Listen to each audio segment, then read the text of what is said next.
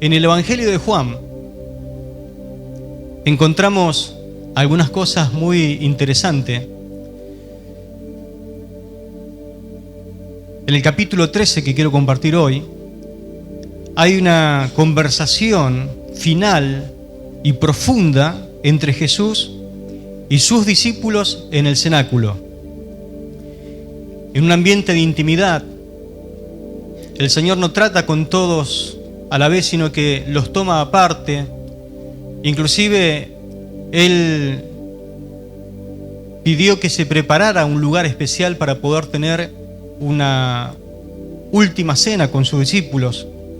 Y el Señor en esa oportunidad les comparte verdades que Él no quiso ni pudo revelar en público porque Él lo quería hacer en privado. Hay momentos donde la enseñanza tiene que darse en privado y hay cosas que nosotros hacemos en público y hay cosas que nosotros hacemos en familia. Yo no sé cuántos de ustedes tienen la costumbre de reunirse en familia. Nosotros a veces buscamos una excusa como para reunir a la familia, sea el cumpleaños de uno o sea Navidad. A mediodía siempre nos reunimos en familia. Es una costumbre que tenemos ya desde hace muchos años. Y la otra parte de la fiesta se comparte con la otra parte de la familia. Pero para nosotros es un tiempo especial porque nos reunimos y nos podemos disfrutar como hermanos porque inclusive tenemos la misma fe. Así que también hablamos un mismo idioma, tenemos un solo Señor. Podemos disfrutarnos, podemos gozarnos. El Señor vino a nuestra familia y nos cambió, nos transformó. Y de a poco fue haciendo la obra mayormente en uno, después en otro. A mí el Señor todavía me sigue convirtiendo, así que tiene un proceso largo con cada uno de nosotros y en cada uno es una forma especial. Y nos gozamos también por eso, porque vemos el progreso de uno, el de otro, y que más que menos, ¿no es cierto?, nos vamos alentando y disfrutando el poder pasar tiempo en familia. El Evangelio de Juan es un evangelio muy interesante. Yo no sé si alguna vez usted lo estudió, pero en el capítulo 1, versículo 11 dice que a los suyos vino y los suyos no lo recibieron. Mas a todos los que le recibieron, a los que creen en su nombre, les dio potestad, es decir, les dio poder de ser llamados hijos de Dios. Es decir, que el Señor hizo el intento de venir a los suyos. Los suyos le cerraron la puerta, pero no quedó en eso, sino que Él empezó a ejecutar un ministerio público. Trató de predicar el Evangelio a más no poder, fue una persona incansable, pero llegaba el momento de su final y la palabra del Señor nos va a ubicar ahora que realmente Él ahora tenía un grupo que le llamaba los suyos, un grupo íntimo. Así que en este contexto el Señor hace algo muy interesante. Vamos a dar lectura al pasaje de Juan capítulo 13, versículo 1 en adelante, que dice lo siguiente.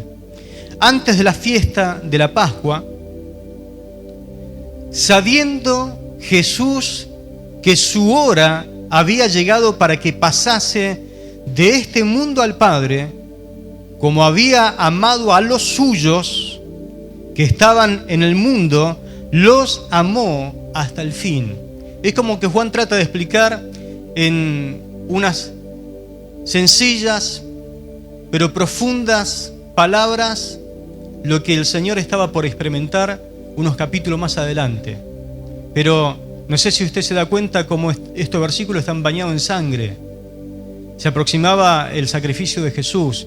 Juan lo trata de decir con las más hermosas palabras, como suavizando, pero indudablemente lo que conocemos la palabra del Señor, nos damos cuenta que el proceso en el cual iba a entrar el Señor era muy de una agonía profunda.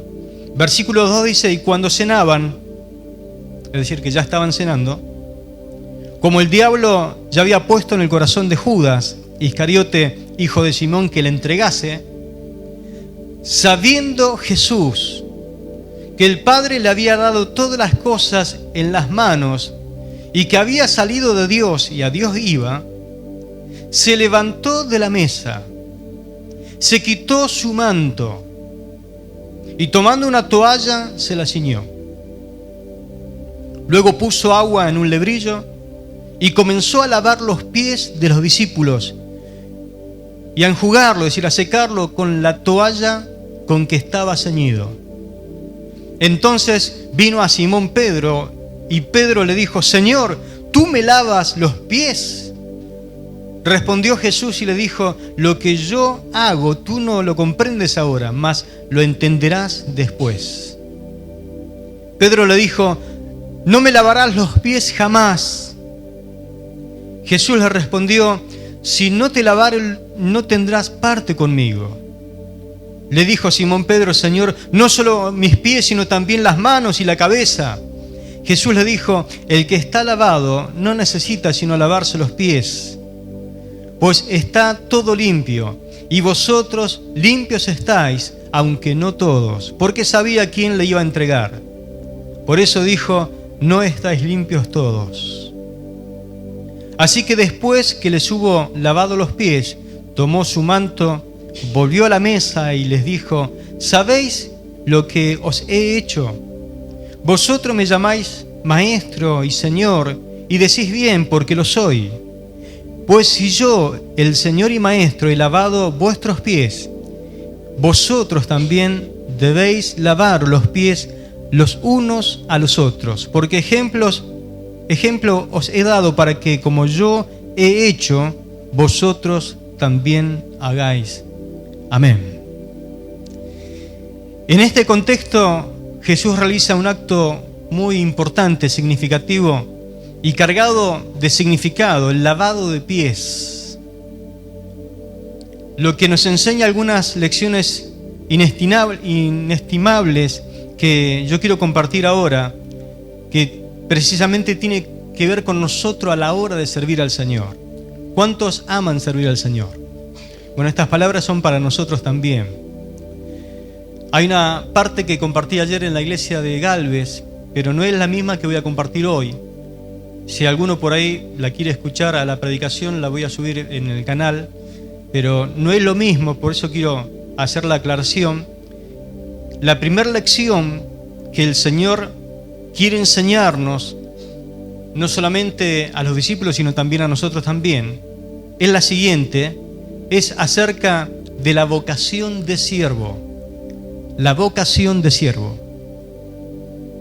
La palabra nos dice: antes de la fiesta de la Pascua, escuche, sabiendo Jesús que su hora había llegado.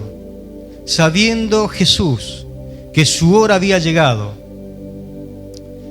La pregunta vale y la quiero hacer en esta noche: ¿cómo puede una persona enfrentar un tiempo de su propia tribulación? El Señor está por enfrentar la más grande tribulación que Él iba a pasar en la tierra, tal vez la peor de sus aflicciones, y sabemos que fue así, pero al mismo tiempo pensar en los demás, mostrar amor y sobre todo una entrega y una dedicación insuperable, porque lo que Él va a hacer a continuación no tiene forma de poder compararse a ningún otro acto que el Señor haya hecho.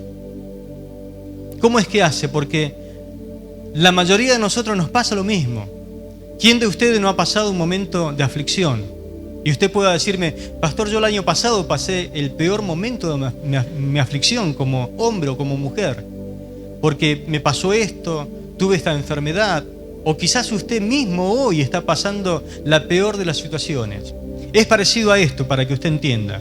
Es como cuando usted va a un chequeo general, el chequeo anual que se hace todos los años, y el médico lo mira a la cara y le dice: mira, tengo una noticia para darte. ¿Y cuál es la noticia? Démela, porque no ande con vuelta. Tenés cáncer y vas a morir. Y usted le pregunta: ¿y cuándo va a suceder eso? Mañana. El Señor sabía que moría mañana. ¿Y qué hace usted si tiene una noticia así? ¿Qué hace?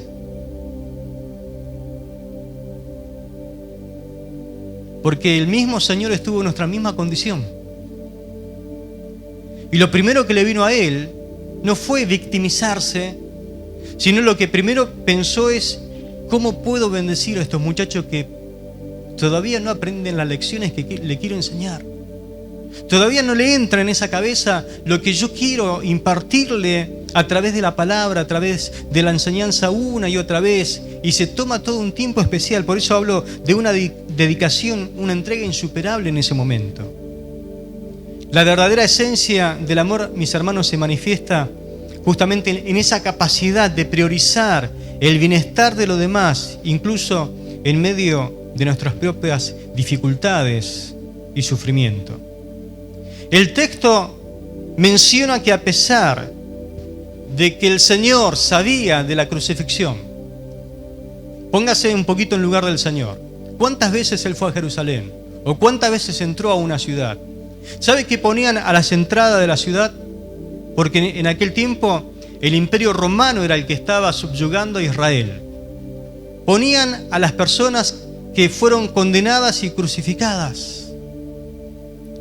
Más de una vez, por no decir centenares de veces, tanto el Señor como sus discípulos habrán visto a personas colgadas en el madero, desangradas, comida por los cuervos, la gente llorando, desesperada, el olor al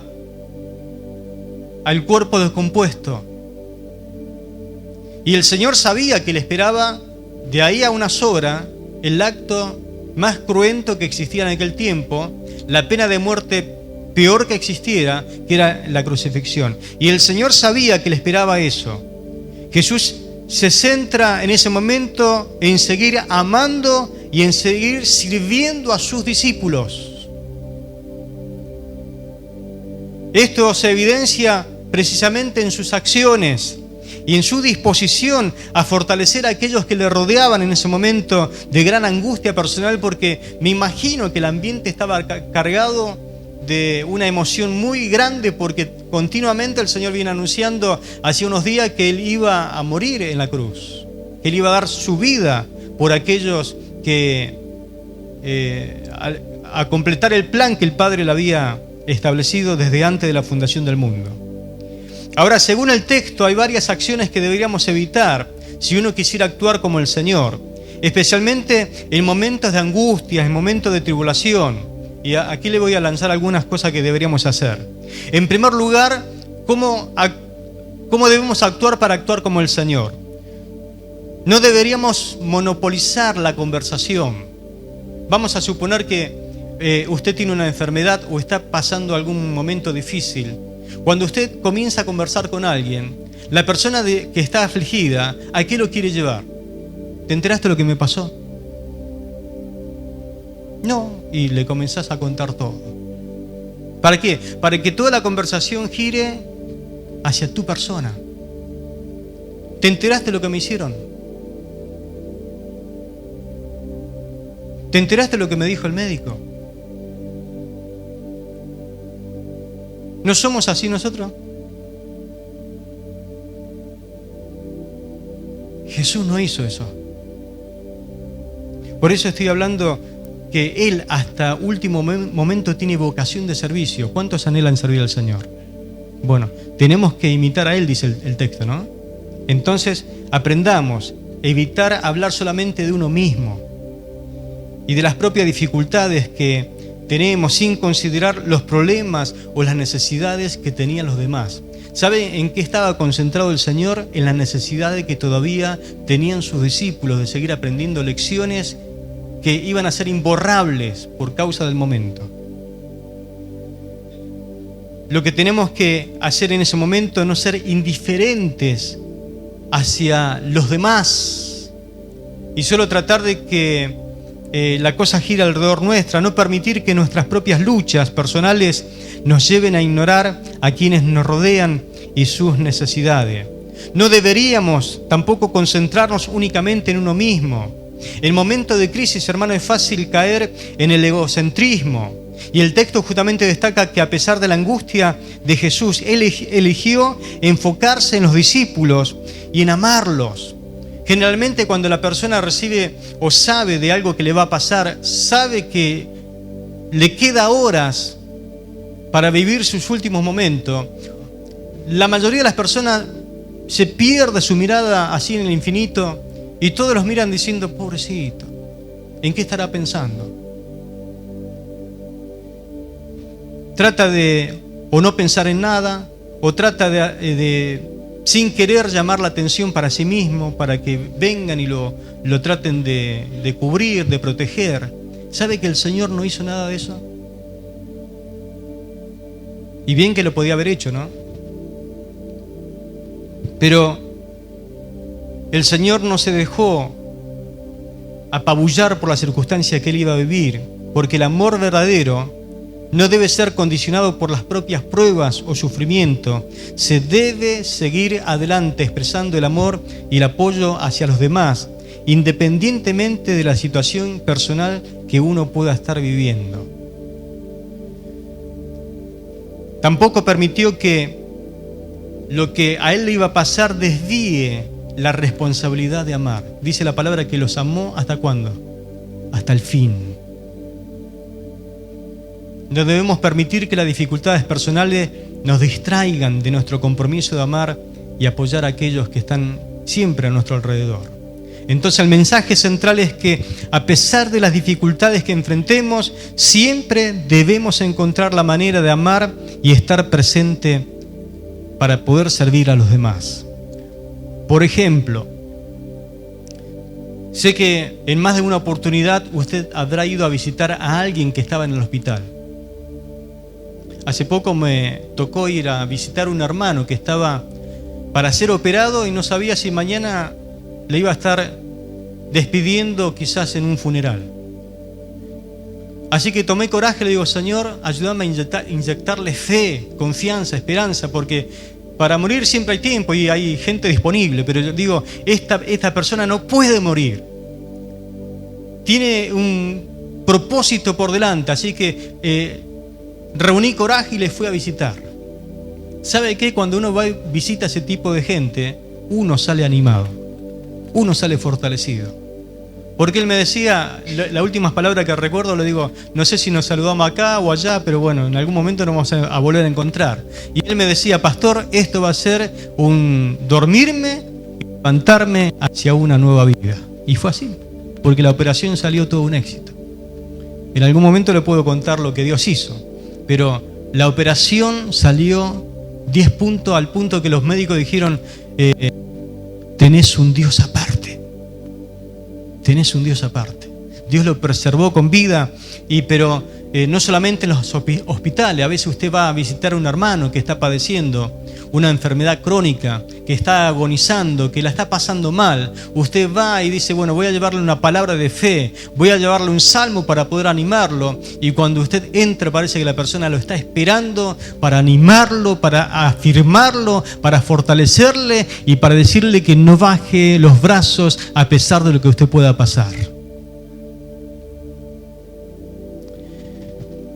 Eso es imitar a Jesús. Es trascender a pesar de las circunstancias adversas que pueda estar viviendo. Esta lección que se nos trae en este lugar, debemos aprenderla de esta manera. Debemos esforzarnos por expresar amor y apoyo hacia los demás sin dejar que nuestras propias luchas nos distraigan, que nuestras responsabilidades hacia ellos se caigan por el suelo y la dejemos pasar. Tenemos que entender que vamos a tener situaciones en la vida cotidiana, en el ámbito familiar, en nuestra sociedad, en la iglesia, donde el amor y el apoyo van a ser esenciales. Por lo tanto, tenemos que expresar el verdadero amor, que no se limita a momentos solamente de comodidad. Es una vocación que perdura a través de las pruebas y a través de las tribulaciones. Al igual que Jesús, debemos aprender a amar en toda circunstancia, reconociendo que el amor es una responsabilidad constante que no conoce límites. Hay personas que cuando están viviendo una circunstancia difícil como la que vivió el Señor, o quizás ni siquiera se asemeja a esa, pero la persona está atribulada, toma una decisión. ¿Sabe cuál es? Bueno, dejo de servir, pastor. Y por ahí ni avisa, algunos que avisan, pero dice, pastor, no puedo servir en esta condición. ¿Por qué? Porque estoy pasando un momento muy difícil.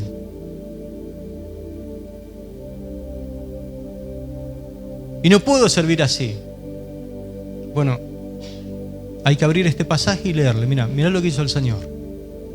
Estaba a punto de ir a la crucifixión y Él se negó a no servir a los suyos y a amarlo hasta el final. Porque cuando uno sirve está amando a la gente. El servicio es un acto de amor. Y cuando uno decide no servir, no está siguiendo el ejemplo del Maestro. Amén.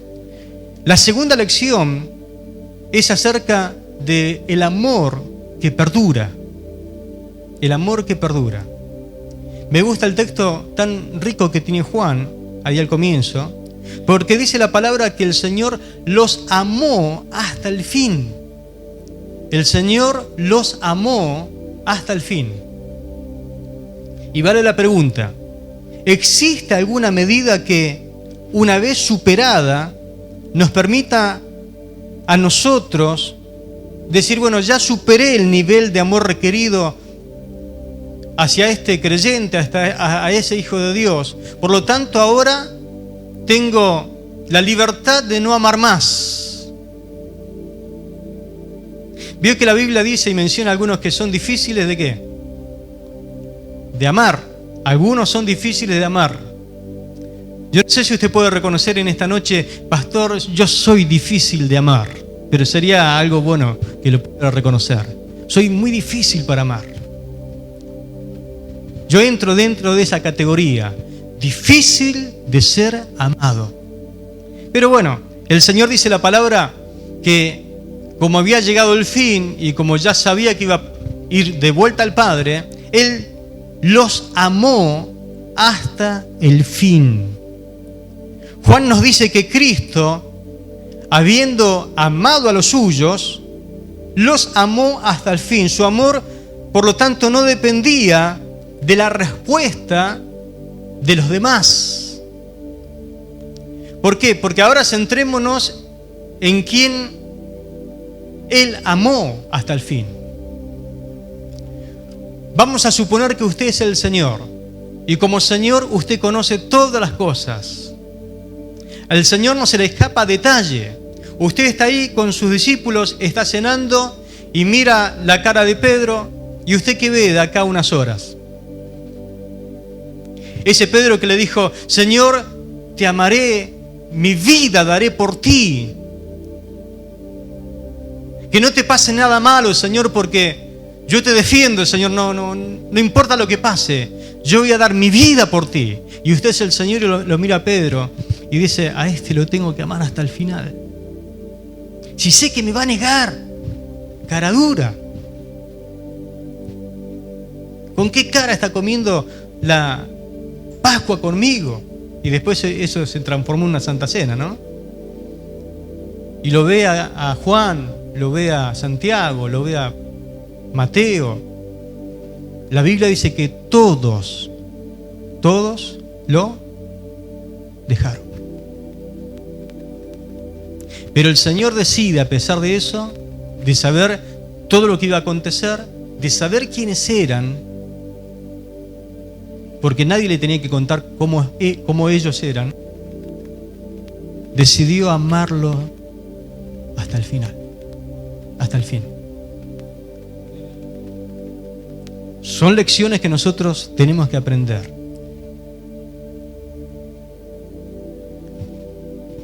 Él toma un compromiso, a pesar de que no hay una devolución, porque la Biblia es clara, todo lo que nosotros sembramos vamos a cosechar. Pero hay veces que no pasa eso, o no pasa inmediatamente. El Señor los amó a ellos, los ama hasta el fin, pero no había una devolución de parte de ellos en ese momento. Hasta ese momento los discípulos iban en todo un proceso de conversión, estaban siendo convertidos. Era uno peor que otros, eran terribles. ¿Y echaban fuera demonios? Claro que sí. ¿Sanaban a los enfermos? También. ¿Y estaban con el Señor? Amén. Pero eran terribles. No eran unos santos mejor que otros, eran más parecidos al otro cuadro, ¿no? Y ahí estaban con el Señor. Pero el Señor, a pesar de esto, de que Él no recibía una devolución, un retorno, Él tomó el compromiso unilateral, a pesar de que pase lo que pase.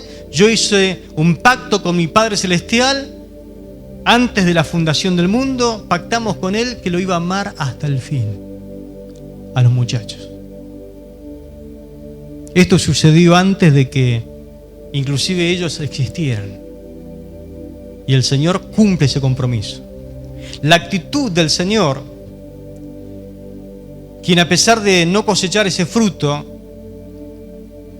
su amor era tan grande que continuó amándolo y bendiciéndolo hasta el final de sus vidas. Gloria al nombre del Señor. Y eso es interesante para nosotros también, ¿no? Porque hay algo que nosotros no deberíamos hacer. Por ejemplo, no deberíamos medir nuestro amor en función a lo que nosotros recibimos a cambio. ¿Por qué? Porque en más de una oportunidad va a pasar que en la iglesia usted quiera amar a sus hermanos.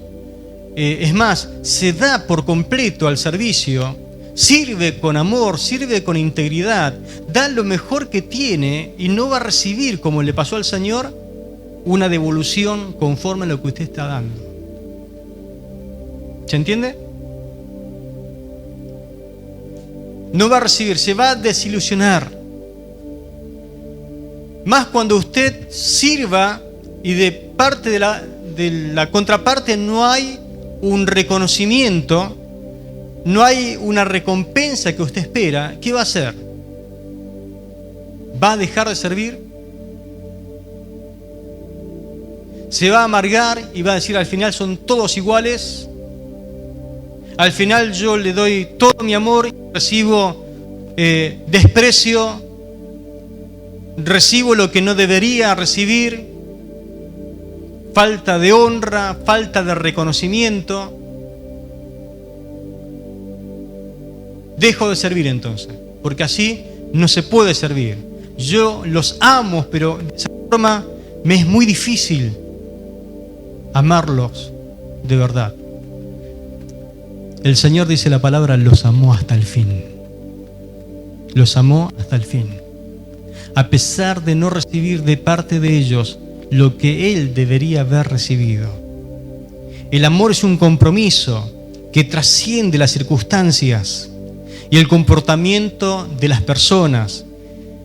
Es una relación que depende enteramente de nosotros mismos con el compromiso que hemos asumido delante de la presencia del Señor. Amén. Las circunstancias que el Señor vivió no hizo que se apagara su amor. Tomó el compromiso y dijo, lo voy a cumplir. La verdadera dimensión del amor es un compromiso inquebrantable que no se ve afectado por las acciones de los demás y que está fundamentado en ese compromiso que un día hice ante el Padre Celestial, el cual nos permite amar de manera constante y sin condiciones. La tercera lección que encontramos en esa noche en el cenáculo es acerca del servicio desinteresado. Servicio desinteresado. El versículo 2 al 4 dice lo siguiente: y cuando cenaban, como el diablo ya habían puesto en el corazón de Judas Iscariote, hijo de Simón, que le entregase, sabiendo Jesús, esto es importante, sabiendo Jesús que el Padre le había dado todas las cosas en sus manos. ¿De quién la recibió? Del Padre, ¿no? Y que había salido de Dios y a Dios iba. ¿A dónde iba? De vuelta con su Padre. Se levantó de la cena, se quitó el manto y tomando una toalla se la ciñó. Y ahí, a continuación, hace lo que es el lavamiento de pies. Si en esa noche había 12 personas, usted no distinguía quién era Jesús. porque el Señor no sobresalía en su aspecto más que otros. Lo único que a él lo distinguía, ¿sabe qué era? El manto de maestro. Pero la palabra dice que tomó el manto que a él lo distinguía, se despojó de él, se despojó de su manto, lo habrá tomado, lo habrá mirado y le habrá hablado inclusive, le habrá dicho lo que te va a pasar de acá a unas horas.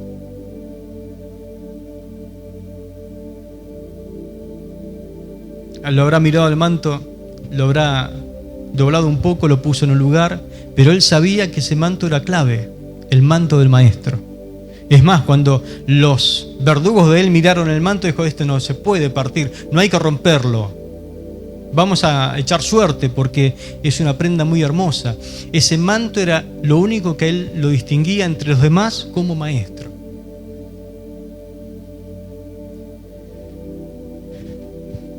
En ese momento el Señor hace algo muy interesante. ¿Cómo podemos asegurarnos de que nuestro servicio a los demás es realmente desinteresado y no motivado por intereses personales? Puede ser que haya gente que sirve al Señor porque realmente tiene un interés oculto.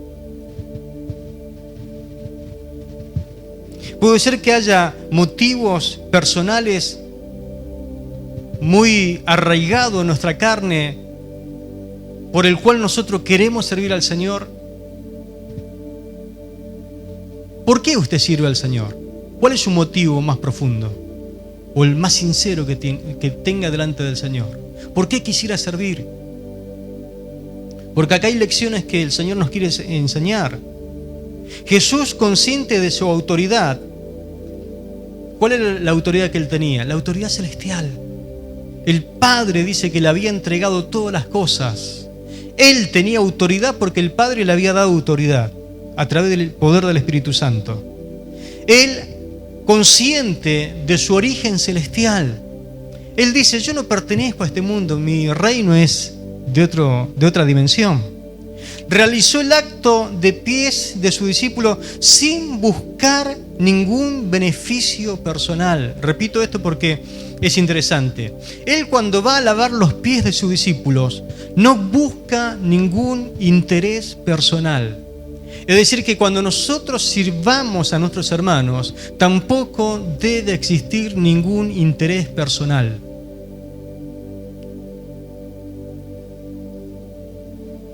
La verdadera grandeza del servicio radica en actuar sin esperar gratitud, sin esperar reconocimiento, sirviendo a aquellos que no pueden ofrecernos absolutamente nada a cambio. Porque el Señor, cuando se arrodilla, se pone de rodilla para lavar los pies a sus discípulos, ellos no tenían nada para ofrecerle, nada. Pero Él se arrodilla y lo hace sin esperar nada a cambio. ¿Hay lecciones para aprender? ¿Cómo se sirve al Señor? Porque dice: ejemplo os he dado para que como yo hice, ustedes también hagan. Entonces tenemos allí un ejemplo a imitar. El acto de Jesús de lavar los pies a sus discípulos, que representa, es decir, el Señor no quiere que usted le lave los pies a la gente, no. Él quiere que usted entienda que el servicio es humilde y desinteresado. No es una costumbre que yo tengo que repetir, no es un acto costumario que tengo que repetirlo cada vez que lo pueda hacer. No. Lo que Él quiere que yo aprenda es la lección que está por detrás de este acto. Algo que nosotros deberíamos nunca tratar de hacer. No deberíamos servir solo a aquellos que pueden devolvernos algo del favor que nosotros hicimos o brindar prestigio, porque hay gente que realmente se pone muy bien y se siente muy bien cuando de alguna forma les servís. Entonces ellos te quieren devolver algo que realmente tienen en el corazón, y a lo mejor quedan impactados con ese servicio, y esto distorsiona la verdadera esencia del servicio. ¿Por qué? Porque hay gente que sirve como para recibir algo a cambio. ¿Puede ser que esto pase o no? Hay gente que sirve porque quiere recibir algo a cambio. Eso está arraigado en el corazón de todas las personas. Por eso cuando el Señor sirve de esta forma, Él sabía que Él no podía recibir nada de ellos, pero lo hace por amor. Lo hace desinteresadamente. Nuestro servicio a Dios tiene que ser como el del Señor.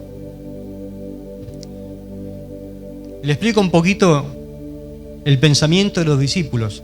En un momento el Señor estaba caminando delante de ellos y de atrás hay unas voces que le dicen al Señor: Señor, Señor, todo lo hemos dejado por ti. Hemos dejado casa, hemos dejado esposa, hijo, dejamos nuestra familia, dejamos nuestro trabajo, dejamos todo por servirte a ti. Hasta ahí va todo bien, ¿no? La pregunta que viene a continuación dice: ¿qué recibiremos nosotros a cambio? ¿Qué recibiremos nosotros a cambio? ¿Se da cuenta la mentalidad de los apóstoles? ¿Qué vamos a recibir nosotros? Y el Señor le dijo: ustedes van a recibir de todo lo que dejaron 100 veces más de lo que ustedes dejaron, y además la vida eterna. Pero van a recibir muchísimo más. Incomparable es lo que ustedes van a recibir con lo que ustedes dejaron. Pero ¿se da cuenta la motivación en ese momento de los discípulos? No tiene que jamás ser la nuestra. Nunca fue la del Señor.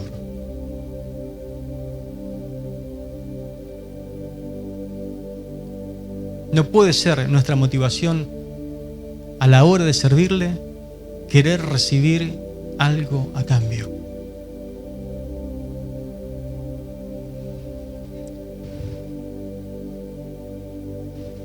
Tenemos que buscar oportunidades para servir a las personas que no tienen nada para darnos a cambio, como los necesitados, sin esperar reconocimiento, recompensa. ¿Sabe cuánta gente hay que no tiene nada y que está esperando un servicio desinteresado? Deberíamos creer que el servicio desinteresado refleja justamente una profunda devoción hacia Dios y es una manifestación de nuestra relación con Él. El servicio genuino es aquel que se realiza por el gozo de servir, dejando de lado el egoísmo y cualquier expectativa de recompensa, siguiendo siempre el ejemplo de Cristo. Qué hermoso es cuando uno sirve y no espera nada a cambio, y a lo mejor en un futuro vos recibís una recompensa. En un tiempo nosotros teníamos un comedor de niños. Lo hacíamos solamente el sábado y el domingo, fin de semana, porque en la semana daba de comer la municipalidad, la provincia, la nación. Y de vez en cuando encuentro a un muchacho que me dice: ¡Pastor! Y él se llama Walter, por eso me acuerdo, porque una vuelta me levanté a hablar con él y lo amenacé que lo iba a expulsar del comedor. Y la verdad que se puso bien, llevaba como una navaja así como para hacer lío en el comedor. Era bravo. Y lo amenacé. Justamente yo tomaba el pastorado en ese lugar hacía muy pronto que lo había hecho, entonces me daba alguna autoridad especial. Y me miró y me dijo: usted no es como los demás. No, le digo, y si no te portas bien, te vas a ir, le digo. Así que se empezó a portar bien y ahora me lo cruzo después de más de 15 años, creo que hace, que hicimos el comedor, y me dice: gracias, pastor, gracias, porque cuando no teníamos para comer, ustedes nos dieron de comer, nos salvaron la vida. Y está eternamente agradecido. 2 por 3 me cruza por ahí, me pide oración. Ese es el único resultado que tuvimos con el comedor de esa forma. Otros habrán sido impactados de otra forma, pero no importa, lo que hicimos, lo hicimos desinteresadamente. Lo único que queríamos hacer es meterle la palabra de Dios en el corazón, un alimento en la boca, porque cuando lo hiciste a uno de estos pequeños, a uno de ellos, a mí me lo hiciste. Amén. Así que lo hicimos con ese deseo de desinteresadamente. El Señor experimentó algunas cosas bastante complicadas con sus discípulos. El hecho de que Él se arrodillara y lavara los pies a los discípulos es porque quería marcarle una lección objetiva de una verdad muy importante. Porque el hombre por naturaleza sabe que busca su propia exaltación. Todos los que estamos aquí en esta noche le pasa lo mismo. Quieren hacerse de un nombre, quieren ser recordados, quieren que la gente los ubique, quieren que la gente los reconozca, quieren reconocimiento de alguna forma. Que cuando no estés más en esta vida, te recuerden como fulano de tal, y eso fue justamente porque fuiste un grande. A todos nos pasa eso, a todos. Pero esto a la hora de servir trae problemas, trae muchos problemas. Los discípulos, cada vez que caminaban detrás del maestro, porque primero iba siempre caminando el Señor y detrás de los discípulos, el Señor dos por tres se daba vuelta y los miraba así. Porque habían algunos que venían caminando y le ponían mucho énfasis a la conversación. ¿Qué significa? Que le empezaban a levantar un poco la voz. Y de vuelta se da vuelta así y los mira que vienen y enmudecen. Cada vez que el Señor se da vuelta, se callan. Entonces le dice, ¿qué vienen hablando? ¿De qué hablan ustedes ahí atrás? Y vio que Pedro siempre habla y después piensa, ¿no? Le dice, estamos conversando porque entre nosotros nos preguntamos, ¿quién de nosotros va a ser el más grande? El mayor. Y el Señor habrá hecho algo así como que meneó la cabeza y bueno, siguió adelante. Después siguió en otro lugar caminando el Señor y los muchachos atrás discutiendo de vuelta. Dice, ¿de qué vienen hablando? Y nadie quería decirle nada. Ya sé de qué vienen hablando. A ver quién es el mayor. Sí, exacto. ¿Quién es el mayor entre ustedes? El tema era que estaban discutiendo cuando el Señor muriera. ¿Quién iba a quedar para reemplazarlo a Él? ¿Quién iba a ser el mayor? ¿Vio cuando uno está a punto de morir y los chicos están disputando la herencia y usted todavía no murió? Dice, esperen que muera, por lo menos después discutan esto. ¿Quién se va a quedar con el Renault 18? ¿Y quién va a quedar con la casa? ¿Y el celular? ¿De quién va a ser el celular? ¿Y la notebook? ¿Y la tablet? Primero toda la tecnología, ¿no? Después, ¿quién queda con la casa que se debe tanto impuesto? Pero déjame morir aunque sea, después discutan. Porque a los padres no les gustan cuando los hijos discuten. Y encima que cuando discuten, que lo están despellejando en vivo. Es decir. Y el Señor todavía no había muerto, y los discípulos preguntándose quién iba a ser el mayor entre ellos. Entonces le dice, vengan muchachos, vengan. Hagan una ronda. Llamó a un chiquito. Le dice, ¿saben quién va a ser el mayor entre ustedes? Aquel que se atreva a convertirse como uno de estos pequeños. El que se hace niño, el que tenga corazón de niño, ese va a ser el mayor entre ustedes. El menor, el más inocente. Niño de aquel tiempo, no niño de ahora, ¿no? El que se hace como un niño, inocente, que le decís algo y lo hace. El más chiquito. Y como todo el tiempo estaban peleándose para ver quién era el mayor, es más, habían algunos terribles entre ellos. Hablaron entre Juan y Santiago, dice, vamos a apurarnos porque esto se viene con todo. Vamos a decirle al Señor que nos queremos sentar uno a la derecha y el otro a la izquierda. Vos que sos el mayor a la derecha y yo el menor a la izquierda. ¿Cuándo se enteraron los otros 10?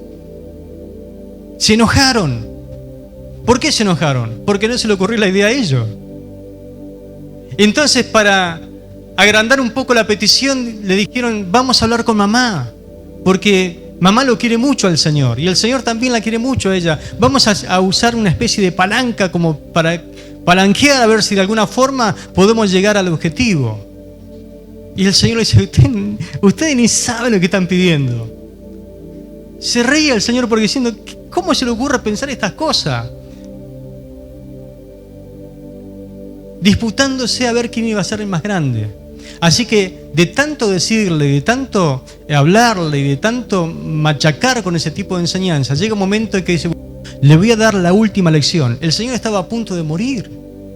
Estaba a punto de ir a Getsemaní. Y Él dice, estos muchachos todavía no entendieron esto. Él estaba preocupado por eso. Así que le voy a dar la última lección a ver si aprenden. Dice que estaban cenando. Se despojó del manto que le daba autoridad. Se despojó de esa autoridad porque dice, total, esto, ni ellos me hacen alguien. Lo que recibí, lo recibí del Padre. El acto que voy a hacer no me hace ni más grande ni más chico, sino que voy y hago lo que tengo que hacer. Y le empezó a lavar los pies a los discípulos, cosa que ninguno de ellos hizo. Le empezó a lavar los pies. ¿Sabe quién lavaba los pies en aquella cultura? El más bajo de los siervos, el menor de los siervos. Y si no tenía siervo en casa porque no era adinerado, lo tenía que hacer el hijo menor. Nunca lo hacía el padre de familia. Pero era un acto degradante lavarle los pies a la gente en la cultura, por ejemplo, romana, al punto de que Calígula, cuando algún senador le fallaba, le hacía lavar los pies a todos los otros senadores, y era para degradarlo, para humillarlo. Entonces, lavar los pies a las personas en aquel tiempo se lo tenía como un acto humillante, era algo que lo desprestigiaba a la persona. Y lo que hace el Señor es sacarse su manto y uno por uno le comienza a lavar los pies. Por eso cuando llega Pedro le dice, Señor, no me lavarás los pies jamás. ¿Cómo me vas a lavar los pies a mí? Entonces le dijo, mira, vos no entendés nada de lo que yo estoy haciendo, pero si yo no hago esto, vos no tenés parte conmigo. Bueno, lavame todo. Entonces, no. Vos estás limpio por la palabra que te hablé, pero te falta que alguien te haga este servicio de limpieza personalizada. Después que hizo lo que hizo, se sentó y le dijo, ¿entendieron lo que hice? ¿Entendieron lo que hice? Si yo, siendo el Señor y Maestro, como ustedes me llaman, y lo soy, hice esto, ustedes tienen que lavarse los pies los unos a los otros. Si yo, teniendo la máxima autoridad entre ustedes, hice esto, ¿cuánto más le corresponde a ustedes? Lavarse los pies los unos a los otros. Amén.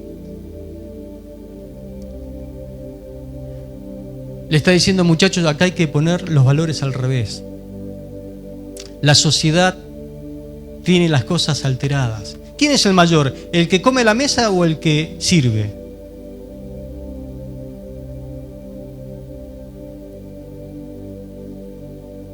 Yo estoy entre ustedes como el que sirve. Y lo trato a ustedes como lo más grande. ¿Cuántos quieren servir al Señor? Tenés que tratar a los demás como más grande. Y vos como el que sirve. Pero en el reino de Dios es al revés. Mayor es el que sirve.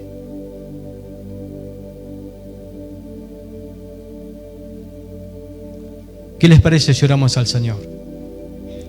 Le decimos, Señor, ayúdame a imitar tu amor, tu servicio. Ayúdame a imitar tu humildad y a encontrar la alegría, el gozo de poder servir desinteresadamente a nuestros hermanos. Padre, nos acercamos a tu presencia.